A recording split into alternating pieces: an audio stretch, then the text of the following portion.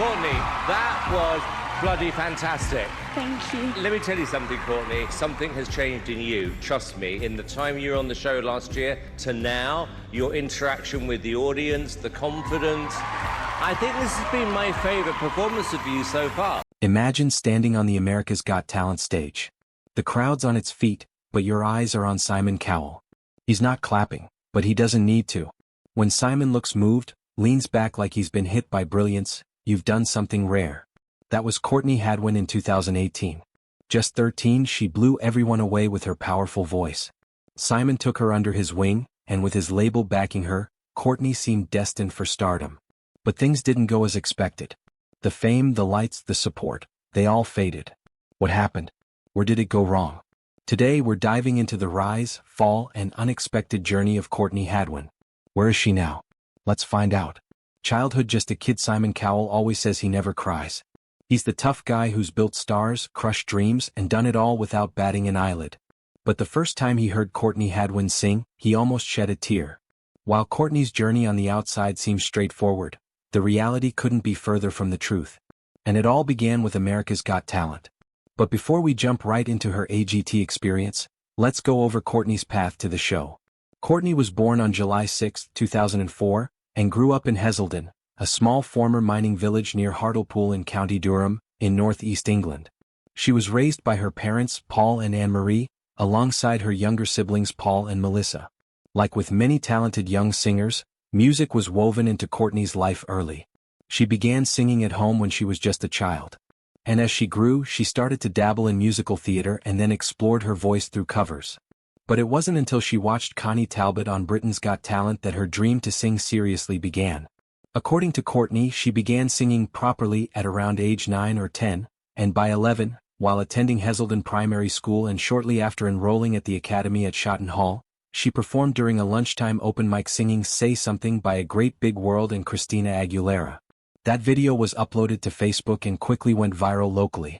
Classmates were surprised by her vocal prowess, and many immediately urged that she explore her soulful power. And she made sure to do what she was told. After all, she loved singing and writing songs. Courtney's granddad would later share that she began busking in local spaces to help pay for singing lessons and cover family travel costs. Although she didn't make much, she was able to take lessons at multiple local academies, including Shotton Hall Theatre School, Peanuts Master Classes, Kate Sir's School of Music, and Vocal Ovation by Julie Miles.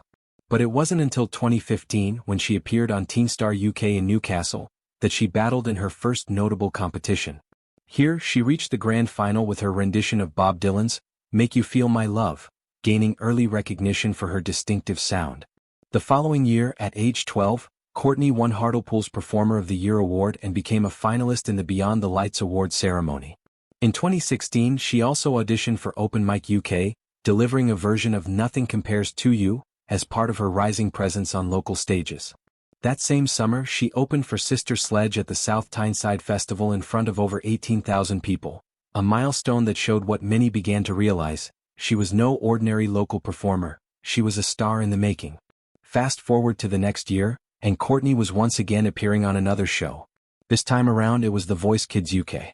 Her audition, a fiery rendition of Tina Turner's Nutbush City Limits, earned her a spot on Danny Jones's team. She advanced to the battle round with Dancing in the Street, then reached the semi-final singing James Brown's I Got You, I Feel Good, and concluded the final with And I Am Telling You I'm Not Going, finishing as a finalist. Across these early years, Courtney developed a reputation for her relentless work ethic. She practiced vocal exercises daily, starting lessons as early as age 11 and maintaining them through her teens. These foundational years, rooted in her small village origins and bolstered by open mic nights, competitions, and live performances across northern England, shaped not only her performance style but also her resolve to succeed. And it especially helped that she had a strong support system willing to ensure she took hold of her dreams. From the very beginning, Courtney's musical journey was shaped and sustained by the unwavering support of her family. Her mother recognized her raw potential, saying the performance surpassed expectations, while her father took on side work to support her dream, delivering pizzas and helping with petrol money so that Courtney could travel across the Northeast to auditions and open mic gigs. In fact, when she appeared on The Voice Kids UK and later on AGT, her family moved to LA to support her, particularly her father, who traveled back and forth so she could compete as she continued schooling. Even through the whirlwind of TV shows, record deals, and international attention, Courtney's family remained her anchor. Publicly, she's credited them with keeping her grounded, reminding her of home, and helping preserve her passion rather than turning it into pressure. Their belief in her, not fame or accolades, gave her a steady foundation that helped her voice carry across continents, while her heart stayed rooted in Heselden. Riding on the wave of this support, by early 2018, Courtney had built enough momentum and reputation that she was invited to audition for season 13 of America's Got Talent. That invitation came not from a family decision to pursue Britain's Got Talent, but reportedly through show producers seeking international talent. It was perfect for the young Courtney. But little did she know that it would mark her turning point from local sensation to international stage, and her life would forever be changed. Big city, big dreams at just 13, Courtney stepped onto the America's Got Talent stage as a quiet, almost shy schoolgirl from County Durham, England. She looked nervous, awkward, hardly a star. But then the first notes of Otis Redding's Hard to Handle began, and everything changed. Her voice was one of a kind, raspy, powerful, older than her years. And as it exploded through the studio, gone was the awkward schoolgirl who had walked through the curtains. In her place was a new Courtney, wild energy, gritty vocals, full control. Even the audience couldn't keep calm. The big question on all their minds was how a girl this young could possess such a powerful voice. Not even Simon could resist the pull. And as he sat rigid, stunned into silence, his signature poker face cracked, and from his mouth tumbled the words nobody forgot. "You were this shy little thing when you came out, you sing and you're like a lion." Howie Mandel was the first to react, hitting the golden buzzer and sending Courtney through to the live shows. Then he declared that her voice belonged to a whole different era, and it even reminded him of Janis Joplin, one of the greatest blues rock vocalists of all time. But Howie wasn't the only one who saw her brilliance. Within hours, her audition video went viral, and by the time Tyra Banks introduced her later on the show, the video had been viewed over 310 million times. Insane, isn't it? By the time the quarterfinals aired, fans around the world were already calling her a generational talent, or even a phenomenon. Singers like her come once in a generation, and ours was lucky to have Courtney. She advanced to the quarterfinals and then to the semifinals, each time delivering electric performances that blurred the line between child and old soul performer. By the finals, she had a worldwide fan base, but in the end, the crown wasn't hers to take home. She placed 6th overall, a result that genuinely surprised many. Still, AGT was her breakthrough. It introduced her to an American audience and gave her a global platform. She later returned to compete on AGT, the champions in 2019, but by then her trajectory had already shifted. Although it wasn't his golden buzzer that shot her through to the live shows, Simon had something more exciting up his sleeve. Shortly after the 2018 live shows ended, he signed her to his label, Psycho Music, in partnership with Arista. And just like that, 13-year-old Courtney was on her way to becoming a music star. But navigating fame and fortune is easier said than done. And for a 13-year-old, the pressure of the industry soon became too hot to handle.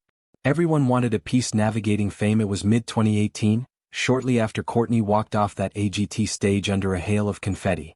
The world already had her in its gaze, but the industry wanted more than just a viral moment. They wanted a star. Instant fame followed pretty quickly.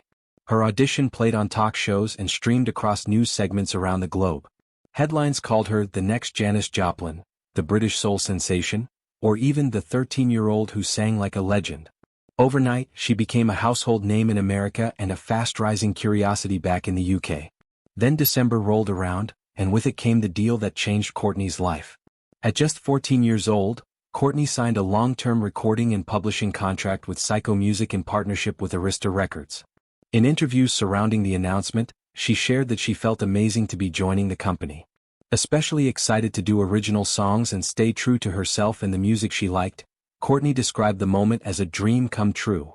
But she couldn't have been more wrong.